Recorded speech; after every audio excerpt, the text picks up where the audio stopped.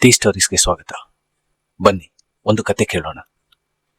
ಇದು ಕೇರಳದಲ್ಲಿ ನಡೆದಂತಹ ಒಂದು ನೈಜ ಘಟನೆ ಆಧಾರಿತ ಒಂದು ಕತೆ. 10 ವರ್ಷ, ಹೌದು 10 ಇಯರ್ಸ್. ರಾಜೇಂದ್ರನ್ ಮತ್ತು ರೇವತಿ ದಂಪತಿಗಳು ಪ್ರತಿದಿನ ದೇವರ ಮುಂದೆ ನಿಂತು ಕೇಳಿದ ಒಂದೇ ಒಂದು ಪ್ರಾರ್ಥನೆ, ನಮಗೆ ಒಂದು ಮಗು ಕೊಡು ದೇವರೇ. ಅವರ ಬದುಕು ಸುಲಭವಾಗಿರಲಿಲ್ಲ. ಮದುವೆಯಾದ ಮೇಲೆ ಸಾಲ, ಬಡತನ, ಮಾನಸಿಕ ಒತ್ತಡ. ಆದರೆ ಯಾವತ್ತೂ ಅವರು ಹೋಪ್ಸ್ ಕಳ್ಕೊಳ್ಳಿಲ್ಲ. ಒಂದು ದಿನ, ಆ ದಿನ ಅವರ ಲೈಫನ್ನೇ ಚೇಂಜ್ ಮಾಡ್ತು. ಒಂದು ಮುದ್ದಾದ ಹೆಣ್ಮಗು ಆದಿರಾ ಹುಟ್ಟಿದ್ಲು. ಆದಿರಾ ಅವರ ಮಗಳು ಮಾತ್ರ ಅಲ್ಲ, ಅವರ ಭರವಸೆ, ಅವರ ಬದುಕಿನ ಅರ್ಥ, ಅವರ ಅದೃಷ್ಟ. ಆದಿರಾ ಹುಟ್ಟಿದ ನಂತರವೇ ರಾಜೇಂದ್ರನ್ ಜೀವನದಲ್ಲಿ ಅದೃಷ್ಟ ತಿರುಗಿತು. ರಿಯಲ್ ಎಸ್ಟೇಟ್ ವ್ಯವಹಾರದಲ್ಲಿ ಒಳ್ಳೆಯ ಡೀಲ್ ಸಿಕ್ಕಿತು. ಸಾಲಗಳು ನಿಧಾನವಾಗಿ ತೀರತೊಡಗಿದವು. ಮನೆಯಲ್ಲೊಂದು ನಗು ಮರಳಿ ಬಂದಿತು. ರಾಜೇಂದ್ರನ್ ತನ್ನ ಮಗಳು ಏನ್ ಕೇಳಿದ್ರು ಇಲ್ಲ ಹೇಳ್ತಿರ್ಲಿಲ್ಲ. ಆದಿರಾಗೆ ರಾಜೇಂದ್ರನ್ ಒಬ್ಬ ಅಪ್ಪ ಮಾತ್ರ ಅಲ್ಲದೆ, he was her best friend. ವರ್ಷಗಳು ಕಳೆಯುತ್ತವೆ. ಮದುವೆಯ ವಯಸ್ಸು ಕೂಡ ಬರ್ತದೆ. ರಾಜೇಂದ್ರನ್ ಒಮ್ಮೆ ಮೃದುವಾಗಿ ಕೇಳ್ತಾರೆ, ನಿನಗೆ ಯಾರ ಮೇಲೆ ಆದ್ರೂ ಇಷ್ಟ ಇದೆಯಾ? ಆದಿರಾ ನಗುತ್ತಾ ಹೇಳ್ತಾಳೆ, ಇಲ್ಲಪ್ಪ, ನೀವ್ ನೋಡಿದ್ರೆ ಸಾಕು. ಆದಿರಾಳ ತಂದೆ ತಾಯಿ ಒಂದು ಮ್ಯಾಟ್ರಿಮೋನಿಯಲ್ ವೆಬ್ಸೈಟ್ನಲ್ಲಿ ಸೂರಜ್ ಎಂಬ ಯುವಕನ ಪ್ರೊಫೈಲ್ ನೋಡ್ತಾರೆ. ಒಳ್ಳೆ ಫ್ಯಾಮಿಲಿ, ಹಾರೋಸ್ಕೋಪ್ ಕೂಡ ಮ್ಯಾಚ್ ಆಗ್ತಿದೆ, ಜ್ಯೋತಿಷರು ಕೂಡ ಹೋಗ್ತಾರೆ. ಮದುವೆ ನಿಶ್ಚಯವಾಗ್ತದೆ. ಮದುವೆ ಭರ್ಜರಿಯಾಗಿ ನಡೆಯುತ್ತೆ. ಆದಿರಾಳ ತಂದೆ ಪ್ರೀತಿಯಿಂದ 100 ಗ್ರಾಂ ಬಂಗಾರ, 5 ಲಕ್ಷ ರೂಪಾಯಿ ನಗದು, ಒಂದು ಕಾರು, ನಮ್ಮ ಮಗಳ ಸಂತೋಷವೇ ನಮ್ಮ ಸಂಪತ್ತು ಎಂದು ಕೊಡ್ತಾರೆ. ಆದಿರಾ ಮತ್ತು ಸೂರಜ್ ತುಂಬಾ ಸಂತೋಷದಿಂದ ಜೀವನ ನಡೆಸ್ತಾ ಇರ್ತಾರೆ. They were made for each other.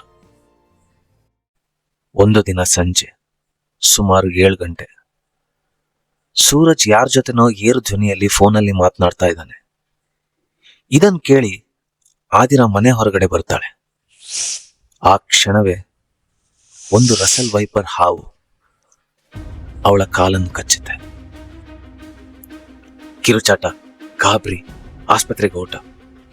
ಆದಿರಾ ಸ್ಥಿತಿ ಗಂಭೀರ.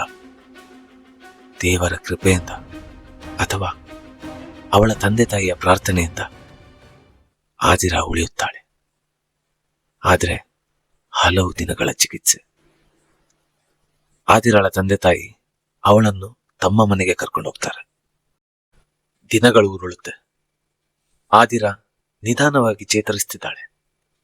2 ತಿಂಗಳ ನಂತರ ಒಂದು ಶಾಂತ ರಾತ್ರಿ, ಸಮಯ ಬೆಳಗಿನ ಜಾವ 2 ಗಂಟೆ.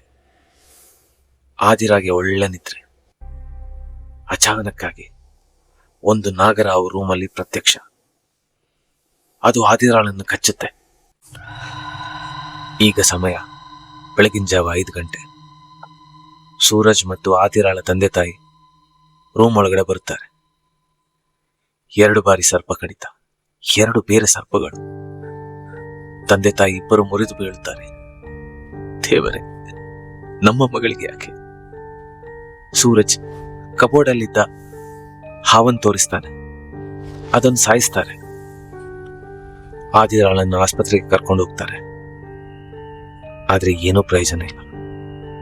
ಈ ಬಾರಿ ಅವಳು ಉಳಿಯಲಿಲ್ಲ. ಆದಿರಾಳ ತಂದೆ ತಾಯಿಗೆ ಹಲವಾರು ಪ್ರಶ್ನೆಗಳು ತಲೆಯಲ್ಲಿ ಓಡ್ತಾ ಇತ್ತು. ಕೇವಲ 2 ತಿಂಗಳಲ್ಲಿ ಇನ್ನೊಂದು ಹಾವು ಕಡಿತ, ಮತ್ತೆ ಆ ರೂಮ್ನ ಕಿಟಕಿಗಳು ಯಾವತ್ತೂ ಓಪನ್ ಮಾಡೋದೇ ಇಲ್ಲ. ಯಾಕಂದ್ರೆ ಆ ರೂಮ್ನಲ್ಲಿ AC ಇತ್ತು. ಅವರು ಪೊಲೀಸ್ ಸ್ಟೇಷನ್ ಅಲ್ಲಿ ಒಂದು ಕಂಪ್ಲೇಂಟ್ ಫೈಲ್ ಮಾಡ್ತಾರೆ. ಪೊಲೀಸರು ತನಿಖೆ ಆರಂಭಿಸ್ತಾರೆ. ಕೆಲವು ಭಯಾನಕ ಸಂಗತಿಗಳು ಹೊರಗಡೆ ಬರುತ್ತದೆ. ನಾಗರ ಹಾವು ಸಾಮಾನ್ಯವಾಗಿ ಸಂಜೆ 6 ರಿಂದ 8 ಗಂಟೆ ಒಳಗಡೆ ತನ್ನ ಬೇಟೆ ಆಡ್ತದೆ. ಆದ್ರೆ ಕಡಿತವಾದ ಸಮಯ ಬೆಳಗಿನ ಜಾವ 2 ಗಂಟೆ. ರೂಮ್ನ ಕಿಟಕಿಗಳು ಸಂಪೂರ್ಣ ಲಾಕ್ ಆಗಿತ್ತು. ಹಾವು ಸ್ವತಃ ಬಂದಿತ್ತ ಅಥವಾ ಯಾರಾದ್ರೂ ತಂದಿದ್ರ? ಆದಿರಾ ಸಾವನ್ನಪ್ಪಿ ಕೆಲವೇ ದಿನಗಳಲ್ಲಿ ಸೂರಜ್ನ ವರ್ತನೆ ಬದಲಾಗುತ್ತದೆ. ಅವನಲ್ಲಿ ದುಃಖ ಇಲ್ಲ, ಕಣ್ಣೀರಿಲ್ಲ. ಆದಿರಾಳ ತಂದೆಗೆ ಇದು ಮೊದಲ ಅನುಮಾನ ಹುಟ್ಟಿಸುತ್ತದೆ. ಪೊಲೀಸ್ ಸೂರಜನ್ನು ಕಸ್ಟಡಿಗೆ ತೆಗೆದುಕೊಳ್ತಾರೆ. ತನಿಖೆಯಲ್ಲಿ ಸತ್ಯ ಹೊರಬರ್ತದೆ, ಹೃದಯ ಕಲ್ಲಾಗಿಸುವ ಸತ್ಯ.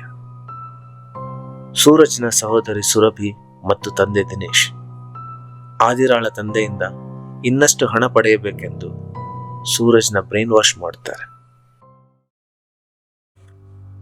ಹಣ ಸಿಗದೇ ಇದ್ದಾಗ ಮರ್ಡರ್ ಪ್ಲಾನ್. ಸೂರಜ್ ಒಬ್ಬ ಹಾವು ಹಿಡಿಯುವನನ್ನು ಸಂಪರ್ಕಿಸುತ್ತಾನೆ. ಅವನ ಹೆಸರು ಸುರೇಶ್.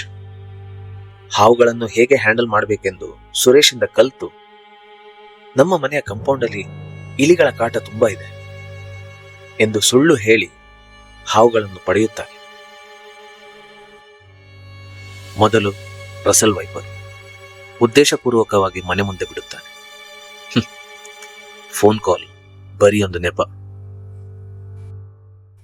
ಎರಡನೇ ಬಾರಿ ನಾಗರಹಾವು. ಆದಿರಾಗೆ ಸೆಡೆಟಿವ್ ಡ್ರಗ್ಸ್ ಕೊಡ್ತಾನೆ, ಅವಳಿಗೆ ಎಚ್ಚರವಾಗದಂತೆ. ಮತ್ತು ಸೂರಜ್ ತನ್ನ ಕೈಯಿಂದಲೇ ಹಾವನ್ನು ಹಿಡಿದು ಆದಿರಾಗೆ ಕಚ್ಚುವಂತೆ ಮಾಡಿಸ್ತಾನೆ. ನಾಗರಹಾವಿನ ನ್ಯಾಚುರಲ್ ಬೈಟ್ ಮತ್ತು ಹೋಮಿಸೈಡ್ಗೆ ತುಂಬಾ ವ್ಯತ್ಯಾಸ ಇದೆ ಅಂತ ಸೂರಜ್ಗೆ ಗೊತ್ತಿರಲಿಲ್ಲ. ನ್ಯಾಯಾಲಯ ಈ ಕೃತ್ಯವನ್ನು ಹೀಗೆ ಕರೆಯಿತು: ಭಾರತದಲ್ಲೇ ಆದಂತ ಅಪರೂಪದ ಪೂರ್ವಯೋಜಿತ ಮತ್ತು ಕ್ರೂರ ಹತ್ಯೆ. ಸೂರಜ್ಗೆ ಜೀವಾವಧಿ ಶಿಕ್ಷೆ. ಸೂರಜ್ಗೆ ಶಿಕ್ಷೆ ಆಯಿತು. ಆದ್ರೆ ಆದಿರಾಳ ತಂದೆ ತಾಯಿಗೆ ಕಳೆದುಕೊಂಡದ್ದನ್ನು ಯಾರೂ ಕೊಡಲಾರರು.